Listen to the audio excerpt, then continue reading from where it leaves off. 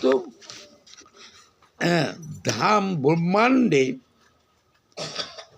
আছে। ভগবানের যে তীর্থস্থানগুলোর কথা বলছে, ব্রহ্মাণ্ডে আছেন, যেমন অযোধ্যা, মথুরা, মায়া, কাশী, কাঞ্চি, অবন্তিকা, পুরী, দ্বারাবতী চ এব সপ্তইতা মোক্ষদায়িকা। 7টা তীর্থের কথা এখানে বলছেন, যে সেগুলির নাম হল পুণ্যতীর্থ।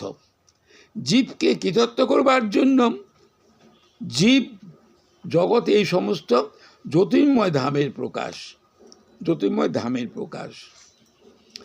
আমরা মায়িক দৃষ্টিতে ধামের প্রকৃত তত্ত্ব বুঝতে পারি না বলি এই জায়গাটা আমার কথা বক্তব্য এখানে এই যে দেখুন, এই যে বললাম যে অযোধ্যা, মথুরা, মায়া, কাশী, কাঞ্চি, এই যে তীর্থস্থানগুলো সবার পক্ষে কি যাওয়া সম্ভব? যেতে পারবে? যারা বৃদ্ধ মানুষ যেতে পারবে না, অর্থ সঙ্গতি আছে। আবার যারা সবল পুরুষ তারা আর্থিক সঙ্গতি নিয়ে যেতে পারবে না। তাহলে ভগবান তো কৃপা করে ব্রহ্মাণ্ডে তার এই তীর্থগুলো তিনি স্থাপন করলেন, ভালো কথা। কিন্তু জীব সেই তীর্থে যে বসবাস করবে বা দর্শন করবে, এই সামর্থ্য না থাকলে কি হবে? কি করবে সে তখন? তখন শ্রীমন মহাপ্রভু বলছেন, দেখো কৃষ্ণ ভক্তের সঙ্গে তুমি কৃষ্ণ কথা আলাপন করো, সেই সঙ্গই তোমার সমস্ত তীর্থের ফল দিয়ে দেবে, সমস্ত তীর্থের ফল তোমাকে দিবে। ঠাকুর মশাই বলছেন, তীর্থযাত্রা পরিশ্রম কেবলই মনের ভ্রম, সর্বসিদ্ধি গোবিন্দ চরণ, সুদৃঢ় বিশ্বাস করি মত মাৎসর্য পরিহরি, একান্ত কর অনন্য ভজন। এই জায়গাটাই হলো পারি না, একান্তভাবে অনন্যভাবে গোবিন্দের অভয় চরণ অরবিন্দ সেবা করা সম্ভব হয় না। এমনই মায়ার প্রতাপ, এমনই মায়ার প্রতাপ। কৃষ্ণ সেবা করতে বসছেন বা কোনো একটা গ্রন্থ নিয়ে বসছেন, এসে ডাকলো, আমরা এই গ্রন্থটা ফেলে দিয়ে চলে গেলাম। কি হলো? যে ডাকলো তার প্রতি আমার আকর্ষণ চলে গেল, গ্রন্থটা পড়েই গেল বা পুজোটাই রয়ে গেল। তো কি করলাম বসে? শাস্ত্রে বলছে, যখন গোবিন্দকে সেবা করবে, আত্মভোলা সেবা করবে। নিজের একটা অস্তিত্ব আছে, এই অস্তিত্ব সম্বন্ধে তোমার জ্ঞান থাকবে না। তো অনেক উচ্চস্তরের কথা। আমরা গরমের দিনে পাখা খুঁজে, কোথায় পাখা আছে আমি নিচে বসে কষ্ট কথা শুনবো। আবার শীতের দিনে যে কম্বল টম্বল নিচে দিয়ে থাকলে বলে বসলে একটু ভালো লাগে, কিছু কথা শুনবো। আমরা খুঁজি আত্মসুখ, কৃষ্ণ সুখ, কৃষ্ণের সুখ হয় না। আর ব্রজ গোপিকারা আত্মসুখ নাই গো গোপিকার, কৃষ্ণ সুখ হেতু হয় সঙ্গম বিহার। এই ব্রজ গোপিকাদের নিজেদের সুখ বলতে কিচ্ছু নেই, তবে তারা তো কৃষ্ণের সঙ্গ করে কৃষ্ণকে আনন্দ করে রাস করছেন, এটা করছেন, কত কিছু করছেন, এ থেকে সঙ্গ বলে না না, এটা তাদের উদ্দেশ্য গোবিন্দকে সুখী করা। মোর সুখ সেবনে কৃষ্ণের সুখ সঙ্গমে, মোর হয় দাসী অভিমান। বলছেন মোর সুখ সেবনে কৃষ্ণের সুখ সঙ্গমে, অতএব দেহ দিয়ে দেন। আমি তো দেহটাকে দিয়ে দিচ্ছি গোবিন্দের সুখের নিমিত্ত, আমার নিজের সুখ হবে তা না, সেই সুখ আমি চাই না। কৃষ্ণ মোরে কান্তা করি, কহে মুনি প্রাণেশ্বরী, মোর হয় দাসী অভিমান। এই সমস্ত মুখে বলি, উপলব্ধি নেই, উপলব্ধি নেই, বলি এগুলো, উপলব্ধি নেই। আমি তো আত্মসুখরত, নিজের সুখ খুঁজি,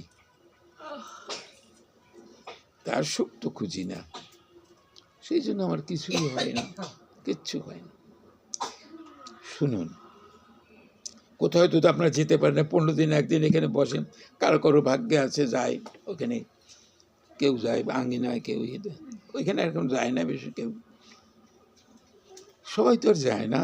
15 দিন পর আমরা এখানে আসি, ভক্তরা এখানে আসেন কৃষ্ণ কথা শোনার জন্য।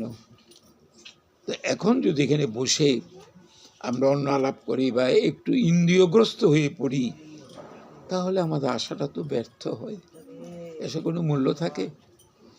এসে যদি কৃষ্ণ কথা শুনে আপনার কৃষ্ণ কত প্রাণ বা প্রাণ না হলো, তাহলে আমার এই আশাটা কি হলো বলুন? আসলাম, কানে শুনলাম, চলে গেল, সে তো কিচ্ছু হয় না। এর পক্ষে আমারও দোষ আছে কিছু, আমি নিজে তো ভজন সাধন করি না তেমন, সেই জন্য হয় না। তো গোবিন্দ তো কৃপাময়, তিনি তো কৃপাময়। প্রার্থনা করি, ঠাকুর তুমি তো অগতির গতি, তুমি ছাড়া তো কেউ নেই আমার এই অন্তিম সময়ে, বার্ধক্যজনিত বয়সে তুমি ছাড়া কে দেখবে আমাকে? প্রভু তুমি কৃপা করো, কৃপা করো। কিন্তু এই বলটিকে এখন শুনে বলুন, এখন শুনি। যখন ডাক দেবার সময় ছিল তখন তাকে ডাকি নাই, তখন ডাকে নেই, ইন্দ্রিয় সেবায় উক্ত ছিলাম। এখন বৃদ্ধ কর্মণ্য হয়েছি, এখন তার কাছে ভিক্ষা চাচ্ছি, কি দেবেন? দেবেন? দেবেন না। কর্মফল ভোগ করতে হবে, সেই ভোগে আমার। তবু গোবিন্দের কাছে প্রার্থনা করি, ঠাকুর ভোগ করিয়ে নাও, সহ্য যেন করতে পারি, সহিষ্ণুতা দাও, আমি যেন কষ্টটা সহ্য করতে পারি। কিন্তু তোমাকে বলবো কষ্ট দূর করো, আমি বলবো না, সহ্য করতে পারি। আর যদি তোমার কি ভয় হলো, গোবিন্দের সেবা করুন। আপনাদের সমস্ত ইন্দ্রিয়গুলো সজাগ আছে, সুন্দরভাবে ভগবানকে, তার মতো আপনজন কেউ নেই, তার মতো নিজজন জগতে কেউ নেই। আবার যাকেই যত আপন মনে করেন না কেন, স্বার্থের বেলায় দেখবেন তার প্রমাণ দেখবেন। কিন্তু গোবিন্দ আপনাকে ফেলে দিয়ে চলে যাবে না, সে আপনার কাছেই থাকবে। তিনি তো আছেন, তিনি তো অচ্যুত, তার নাম দেওয়া হয়েছে অত, তিনি চ্যুত হন না। গোবিন্দকে স্মরণ করুন মনে প্রাণে, যথা কাজকর্মে, যেখানে অবস্থায় থাকুন না কেন তাকে স্মরণে রাখুন। স্মরণে রাখাটাই বড় কষ্ট। তস্মাৎ সর্বেষু কালেষু মা মনুষ্যর যুদ্ধশ্চ ময়ি অর্পিত মনোবুদ্ধি মে বৈশ্য অসংশয়। আমাকে স্মরণে রাখো, আমাকে স্মরণ রাখলে তুমি আমাকে অবশ্যই পাবে। ভয় পেও না, ভয় পেও না, তুমি কর্ম করো। ভগবান অর্জুনকে, তুমি যুদ্ধে আসছো, যুদ্ধ করতে বিরত হয়েও না, আমার হয়ে, আমার প্রতিনিধি হয়ে, আমার দাসত্ব নিয়ে করে দাও। ফলদাতা আমি, আমাকে স্মরণে রাখো, তোমার কর্ম তুমি করে যাও। তা আমাদের কর্মের মাধ্যমে গোবিন্দকে স্মরণ করার জন্য তুমি সবসময় বলেছ, কতটুকু করি বলুন? কতটুকু সময় আসে? সারাদিন তো নিজের কর্ম করি, কখন তার কথা মনে পড়ে না। যাই হোক, তীর্থে বাস করতে নেই, এটা একটা পরম তীর্থ, এটা একটা মথুরা, এটাও একটা মথুরা। কৃষ্ণ ভক্তের সঙ্গলাভ, তারপরে তার কথা শুনে একটা মথুরাই। এই তীর্থে বাস করুন, এই তীর্থে বাস করলেই আপনার সব কিছু হয়ে যাবে, আর কিছু লাগবে না।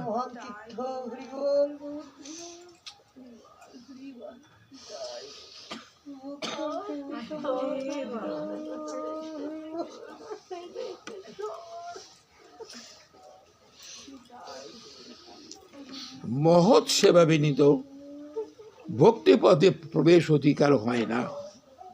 এজন্য শ্রদ্ধাহীন ব্যক্তির পক্ষে কৃষ্ণ ভক্তের সঙ্গ করাটাই শ্রেষ্ঠ। তারপর শ্লোকটা বলে আমি দেখেন, ভগবান এই শ্লোকটাতে কি বললেন?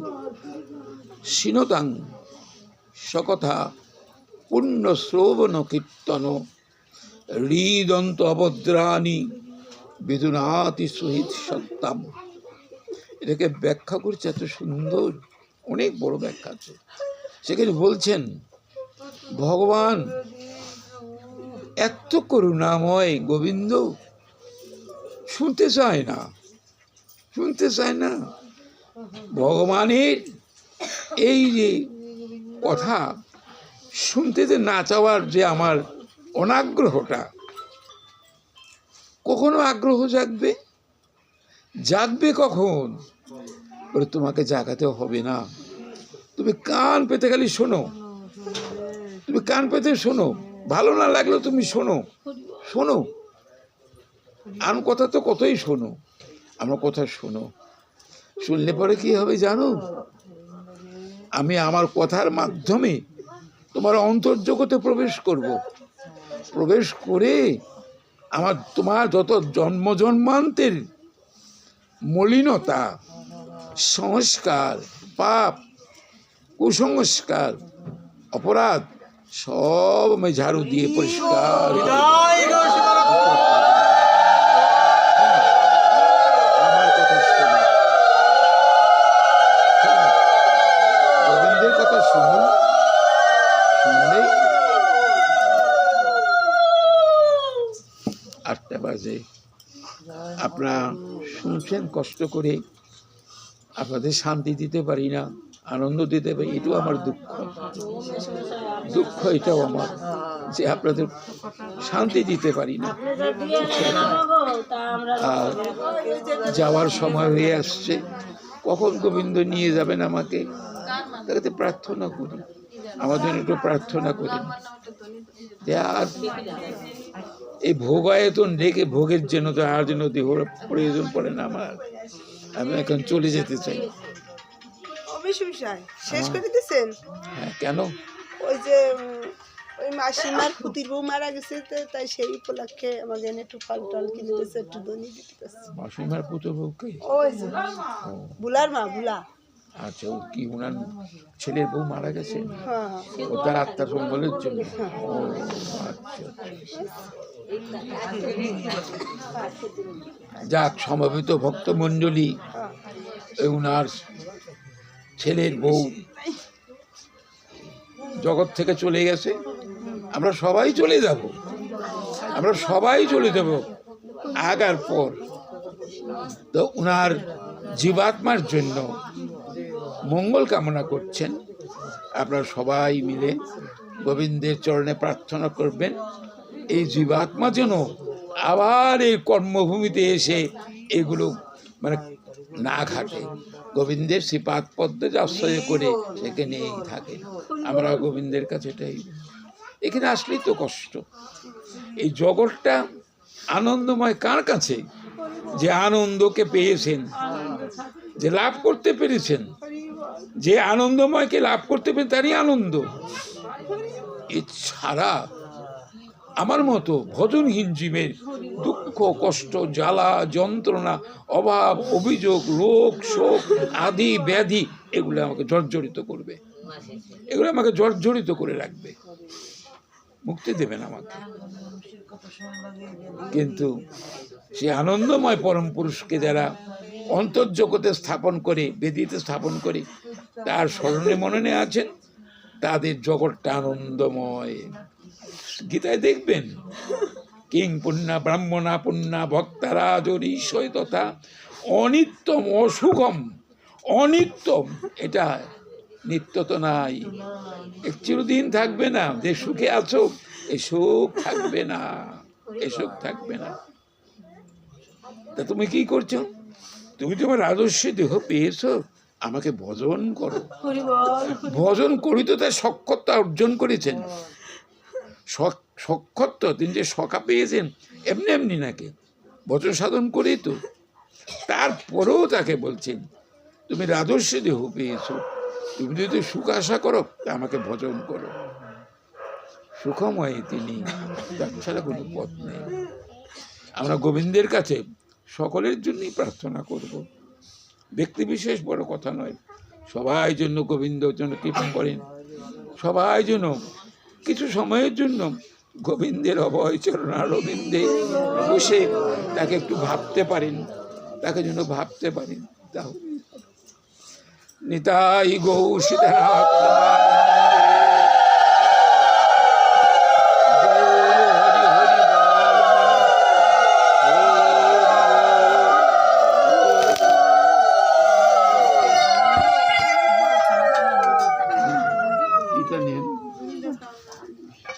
অবশ্যই সামনে দেখি আর একটু সকালে নেবেন পাঠ, মানে এই যে শীতের